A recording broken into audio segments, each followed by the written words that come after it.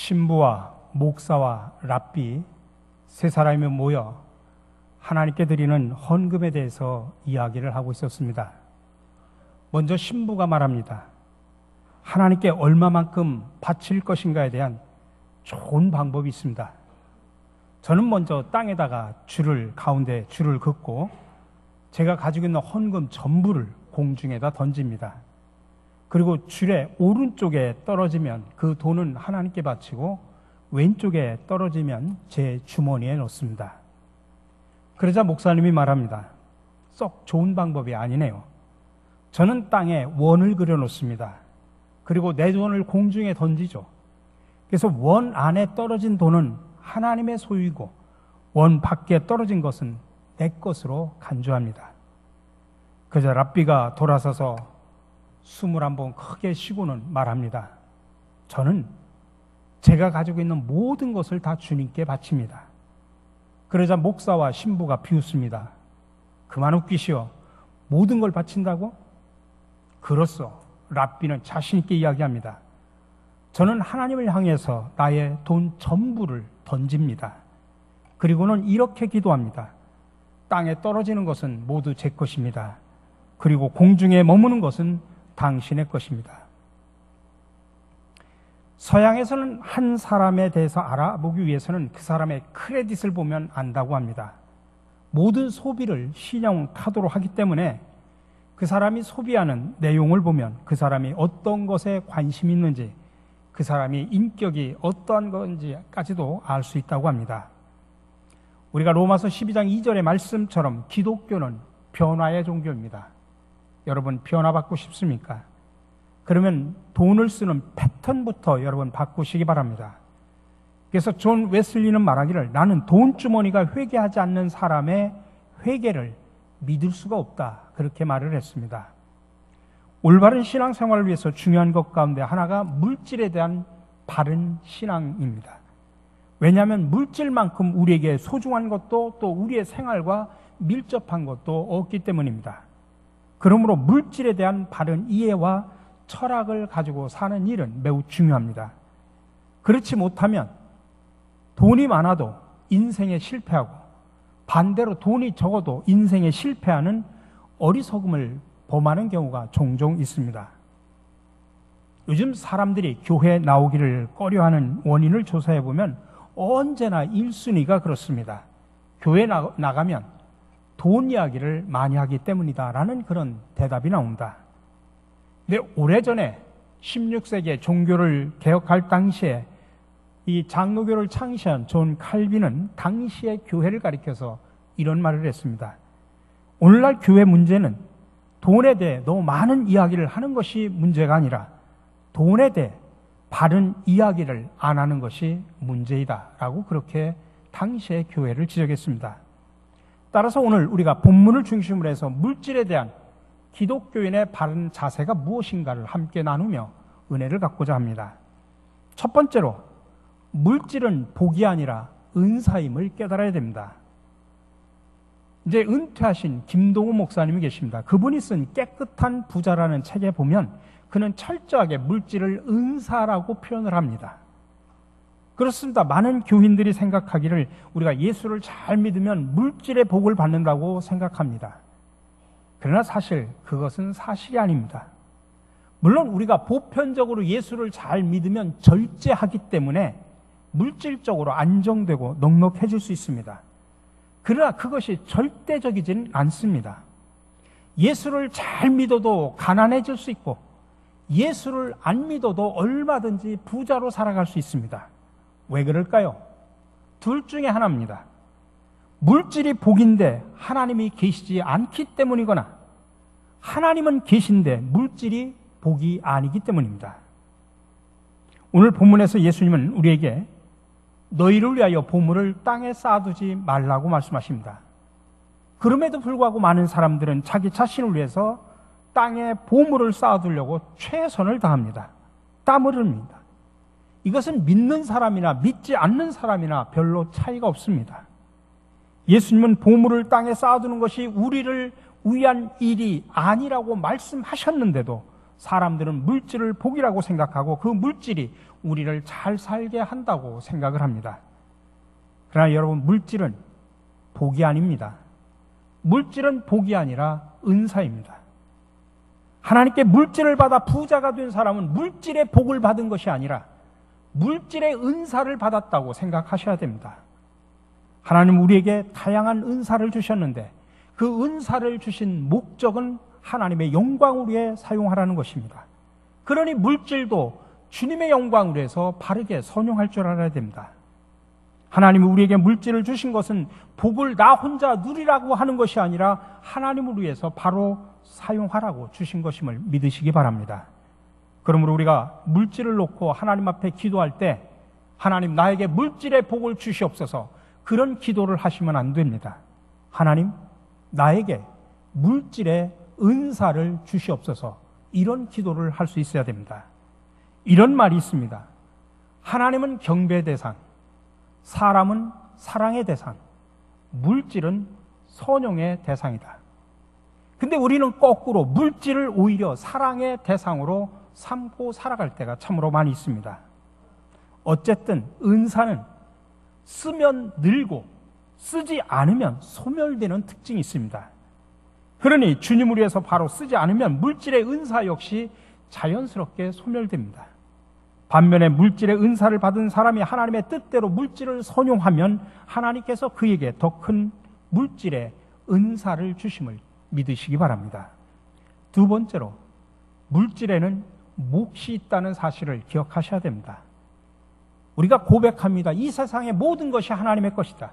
우리는 그것을 빌어 쓰는 청직일 뿐이다. 이런 고백을 합니다. 그럼에도 불구하고 그 물질 속에서는 하나님이 정해주신 몫이 있습니다. 그게 세 가지입니다. 하나님의 몫, 타인의 몫, 그리고 내 몫입니다. 근데 그 중에 저는 앞에 두 가지 이야기를 하려고 합니다. 첫 번째로 하나님의 몫.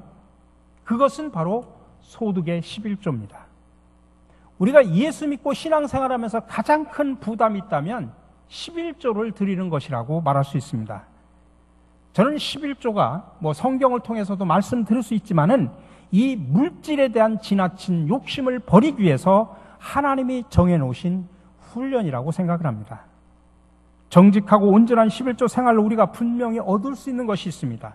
돈에 대한 욕심을 버리고 돈을 지배하고 다스릴 수 있는 힘을 얻게 됩니다. 여러분, 군인 중에는 특전대원들이 있죠. 막 하늘을 나는 비행기에서 낙하산을 메고 땅으로 떨어집니다.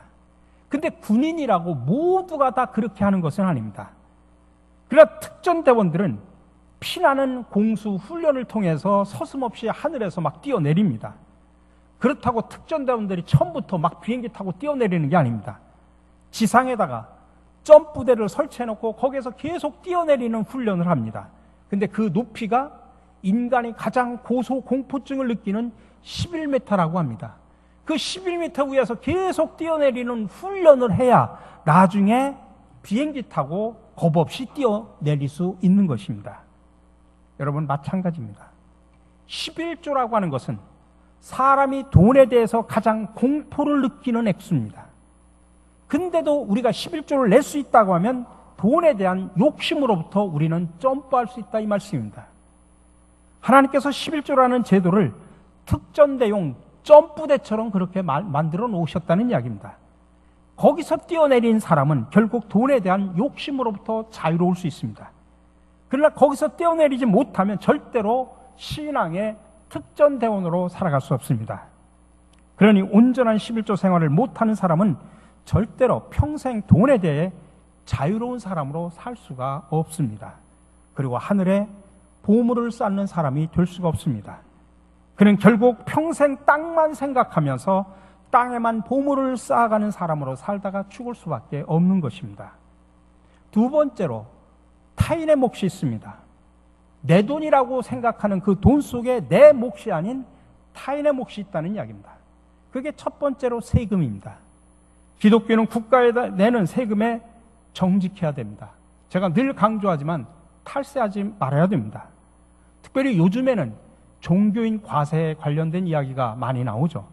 여러 가지 문제가 있을 수도 있지만 저희 교단에서는 공식적으로 환영을 하고 받아들이기로 결정을 하고 국가에서 결정하면 저희들도 공식적으로 세금을 내기로 그렇게 결정을 했습니다.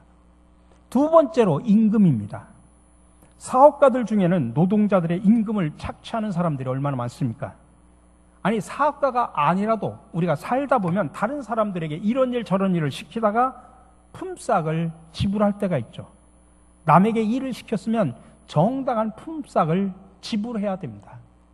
제가 우리 교인 가운데 실족해가지고 교회를 안 나오시는 분이 계셔요.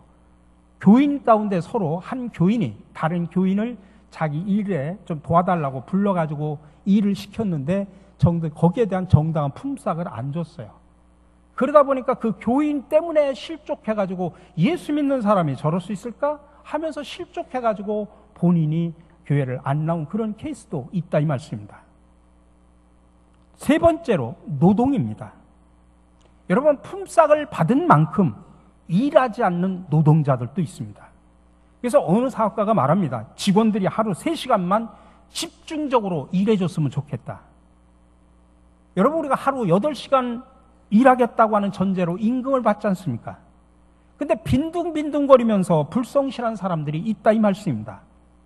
그러니 성실하게 일하지 않고 받는 품삯도 공정한 돈은 아니다라는 이야기입니다.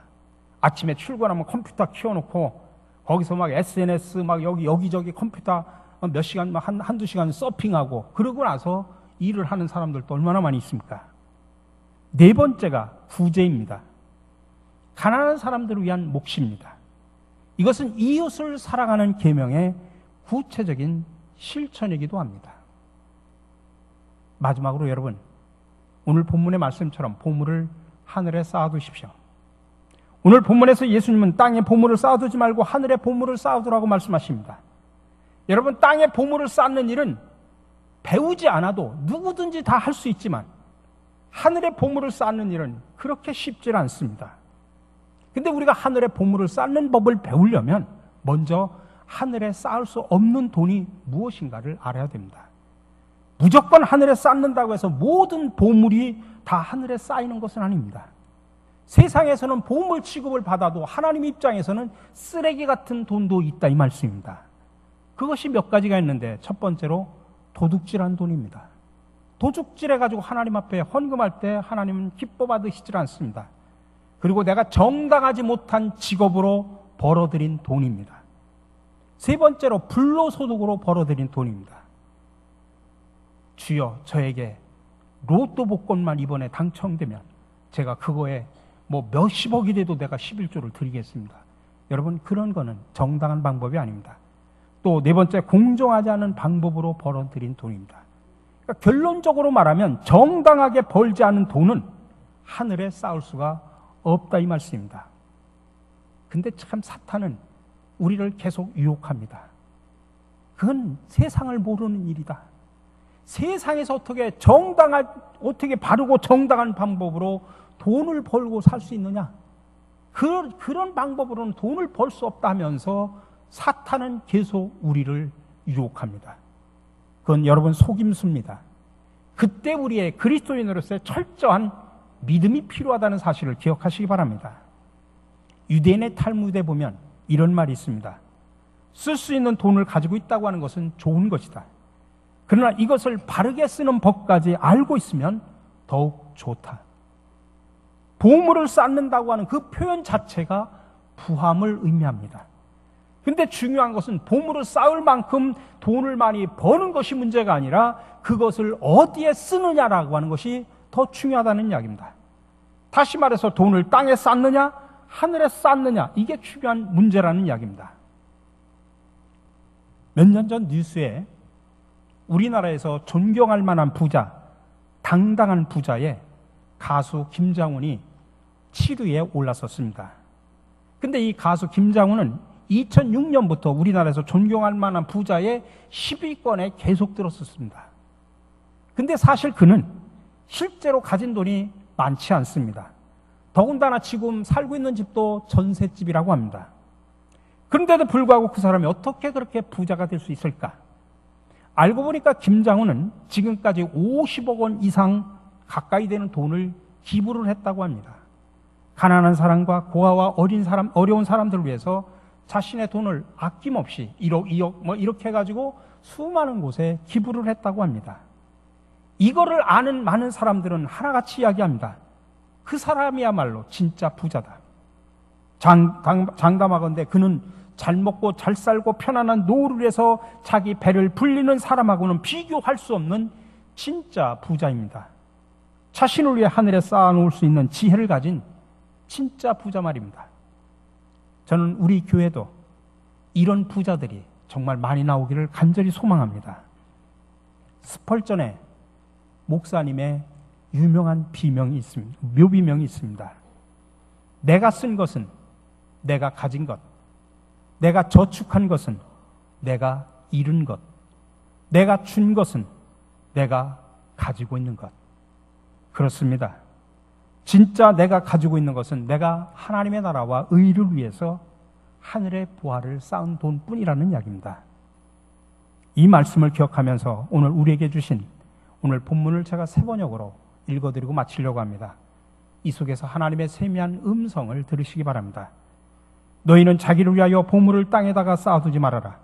땅에서는 좀이 먹고 녹이 슬어서 망가지며 도둑들이 뚫고 들어와 훔쳐간다. 그러므로 너희를 위하여 보물을 하늘에 쌓아두어라. 거기에는 좀이 먹고 녹이 슬어서 망가지는 일이 없고 도둑들이 뚫고 들어와서 훔쳐가지도 못한다. 너희 보물이 있는 곳에 너희 마음도 있을 것이다. 아멘. 함께 기도하겠습니다.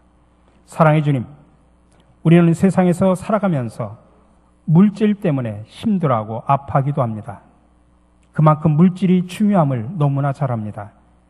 그래서 때로는 미래에 대한 불확실성 때문에, 때로는 현재에 필요한 다양한 것들 때문에 물질을 땅에 쌓아두고 안전하다 하면서 살아갈 때가 많습니다. 그러나 성령이시여, 이 시간 지혜의 영으로 함께 하셔서 분별력을 허락하여 주시옵소서. 이 세상의 모든 것은 전부 하나님의 것입니다. 우리는 그것을 빌어서 쓰는 청지김을 깨닫게 하여 주시옵소서. 하나님이 우리에게 맡겨주신 물질을 선용할 수 있는 지혜를 주시옵소서. 그래서 땅에만 쌓아두고 살아가는 것이 아니라 하늘의 보물을 쌓아갈 수 있는 성숙한 믿음을 허락하여 주시옵소서. 모든 것의 주인이 되시는 예수 그리스도의 이름으로 기도드립니다. 아멘.